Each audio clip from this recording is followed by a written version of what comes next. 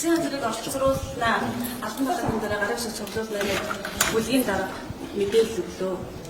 Ер нь засгийн газрыг оролцуулах үндэслэл байгаа гэж харж байна. Дотор үйлчлэл байхгүй л гэж ярьж байгаа. Хаян хэрвээ гишүүний ярьж байгаа зүйлүүд бол үтсэн. За нэлээд алдаатай буруу зүйл нэлээд ярьж байна. Хамгийн гол нь тэр жижиг дунд үйлдвэрлэлийг дэмжих сангийн мөнгийг засгийн газар тараасан гэдгийг ярьж байна. Тэр бол ямар нэгэн одоо үндэслэлгүй зүйл.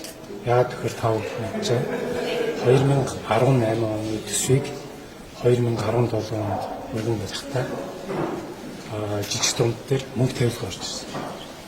За үүний дараа 2019 оны төсвийг мөн засгийн газар өргөн барихтаа жижиг дундын дээр одоо мөнгө тавихгүй засгийн газар. Яагаад тавихгүй байгаад ирсэн бэ гэхээр энэ дээр бол одоо сангийн 2017 оны эсвэл бол шалгалт хийсэн. Шалгалт хийгээд тэрэн дээр байгаа өргөн мөнгө бол үр дүнтэй зарцуулахгүй байна. Шийдвэр буруу гарч байна. Гэт татвар төлөгчдийн мөнгийг хамгийн үр ашигтай механизмаар зарцуулах хэрэгтэй. Тэгэхээр тэрэн дээр үр ашиггүй системтэй нэлээд зөрчилтэй механизмаар дамжуулж мөнгө тавьж болохгүй гэдгийг зарчим засгийн газар барьсан. Ингээ 2 жил дараалал барьсан. Харин үүнийг бол засаг хурд дээр ажлын хэсэг гараад ажиллахдаа одоо 2 жил дараалал бол ингэсэн юм. Тэгэхээр энэтэй холбоотойгоор одоо засгийн газрыг буруутгах одоо зүйл бол энэ дэр яагаад ч байж болохгүй гэж үзэж байгаа. Тэр хоёрдугаарт нь нийтдээ Монголоос одоо яг 29 сан байна.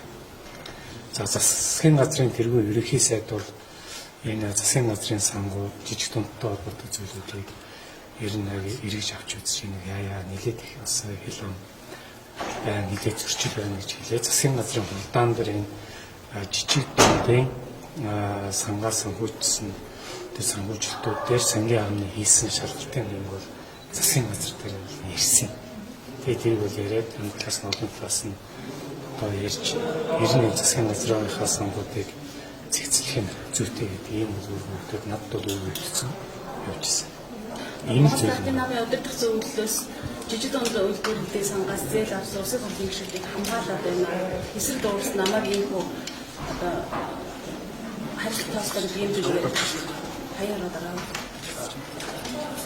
Тэрийг бол одоо хаян хэрэг гишүүнээс одоо өөрөөс нь асуужтай.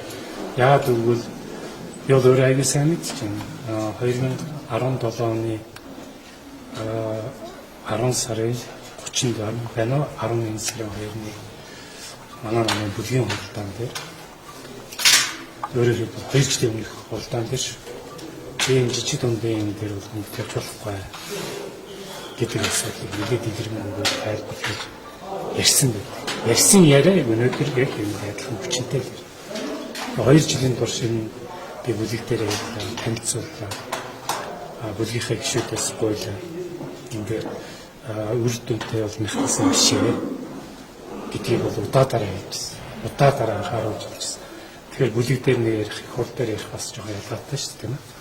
Тэгээд ийм хувьд бол ийм асуудлыг эргээд яг энэ хэлбэрээр ярьж байгаа гэдэг нь би ерөөсөө энэ итгэж чадахгүй.